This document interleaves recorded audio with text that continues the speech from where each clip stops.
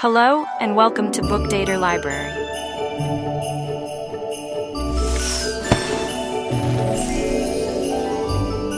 The Romance of a Christmas Card. If you are new to our channel, we recommend you to read from the first chapter in this playlist. Chapter 9. "That's a bargain, and here's my hand on it," cried Dick. "Now, what do you say to letting me be Santa Claus? Come on in and let's look at John Trimble. He'd make a splendid job, or Jeremiah, but I wouldn't let him spoil a Christmas festival. Do let Dick take the part, father," and Mrs. Todd's tone was most ingratiating. "John's terrible dull and bashful anyway, and Meb he'd have a pain he couldn't stand jest when he's giving out the presents. And Dick is always so amusing. Deacon Todd led the way into the improvised dressing room. He had removed John's gala costume in order to apply the mustard faithfully, and he lay in a crumpled heap in the corner. The plaster itself adorned a stool nearby. "Now, John, that plaster won't do you no good on the stool. It ain't the stool that needs drawin', it's your stomach," argued Mrs. Todd. "I'm drawt pretty nigh to death already," moaned John. "I'm raw, that's what I am, raw.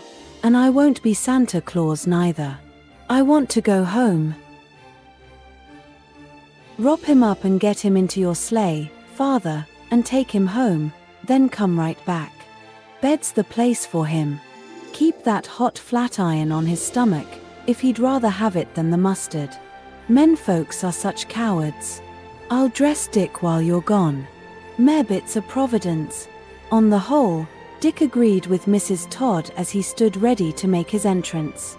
The school committee was in the church, and he had had much to do with its members in former days. The select men of the village were present, and he had made their acquaintance once, in an executive session. The deacons were all there, and the pillars of the church and the choir, and the organist, a spinster who had actively disapproved when he had put beans in the melodeon one Sunday.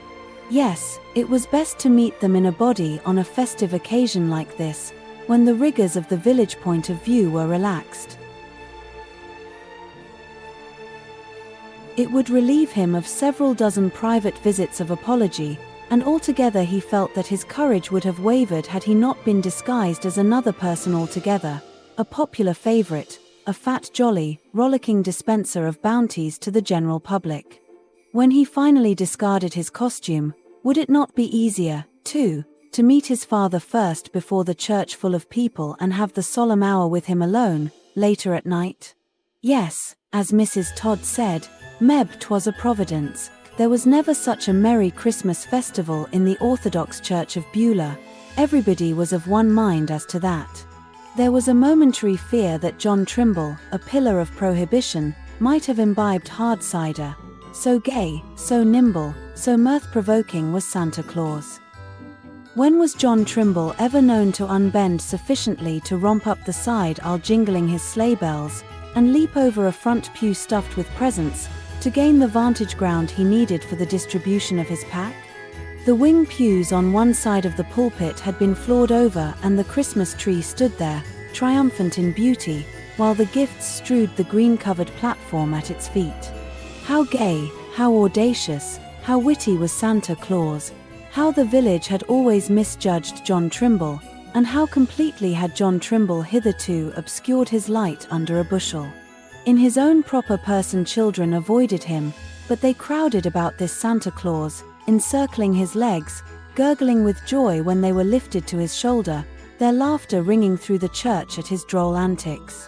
A sense of mystery grew when he opened a pack on the pulpit stairs, a pack unfamiliar in its outward aspect to the Committee on Entertainment. Every girl had a little doll dressed in fashionable attire, and every boy a brilliantly colored, splendidly noisy, tin trumpet, but hanging to every toy by a red ribbon was Mrs. Larrabee's Christmas card, her despised one about the folks back home. The publisher's check to the minister's wife had been accompanied by a dozen complimentary copies, but these had been sent to Reba's Western friends and relations, and although the card was on many a marble-topped table in Beulah, it had not been bought by all the inhabitants, by any means. 15 cents would purchase something useful, and Beulah did not contain many croesuses. Still, here the cards were, enough of them for everybody, with a linen handkerchief for every woman and every man in the meeting house, and a dozen more sticking out of the pack, as the people in the front pews could plainly see. Modest gifts, but plenty of them, and nobody knew from whence they came. There was a buzzing in the church, a buzzing that grew louder and more persistent when Santa Claus threw a lace scarf around Mrs. Larrabee's shoulders and approached her husband with a fine beaver collar in his hands that trembled, as everybody could see, when he buttoned the piece of fur around the old minister's neck. And the minister, he had been half in and half out of a puzzling dream for 10 minutes, and when those hands of Santa Claus touched him, his flesh quivered. They reminded him of baby fingers that had crept around his neck years ago when he patiently walked the parsonage floor at night with his ailing child in his arms. Every drop of blood in his veins called out for answer. He looked above the white cotton beard and mustache to a pair of dark eyes, merry, mischievous, yet tender and soft, at a brown wavy lock escaping from the homemade wig. Then those who were near heard a weak voice say, "My son," and those who were far away observed Santa Claus tear off his wig and beard, heard him cry, "Father," and, as Mrs. Todd said afterwards, saw him fall onto the minister's neck right there before the whole caboodle, and cling to him for all the world like an engaged couple, only they wouldn't have made so free in public. No ice but would have thawed in such an atmosphere. Grown-up Beulah forgot how much trouble Dick Larrabee had caused in other days, and the children had found a friend for all time. The extraordinary number of dolls, trumpets, handkerchiefs, and Christmas cards circulating in the meeting house raised the temperature considerably, and induced a general feeling that if Dick Larrabee had really ever been a bit wild and reckless, he had evidently reformed, and prospered, besides. Yes, no one but a kind and omniscient Providence could have so beautifully arranged Dick Larrabee's homecoming, and so wisely superintended his complete reinstatement in the good graces of Beulah village. A few maiden ladies felt that he had been a trifle immodest in embracing, and especially in kissing, his father in front of the congregation, venturing the conviction that kissing, an indecorous custom in any event, was especially lamentable in public. "Pity Letty Boynton missed this evening," said Mrs. Todd. "Her and Dick Allers had a fancy for each other, so I've heard, though I don't know how true. Clarissa Perry might just as well have stayed with the twins as not, for her niece that spoke a piece forgot about half of it and Clarissa was in a cold sweat every minute. Then the niece had a fit o' crying, she was so ashamed at Phelan, and Clarissa had to take her home. So they both missed the tree, and Letty might have been here as well as not and got her handkerchief and her card.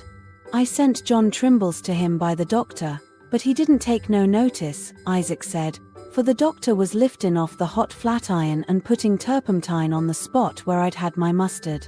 Anyway, if John had to have the colic he couldn't have chosen a better time, and if he gets over it, I shall be real glad he had it, for nobody ever seen such a Santa Claus as Dick Larrabee made, and there never was, and never will be, such a lively, an amusing and free and easy evening in the Orthodox Church." Thanks for tuning in to the Bookdator Library. If you enjoyed this audiobook, don't forget to give it a thumbs up and share it with fellow book lovers.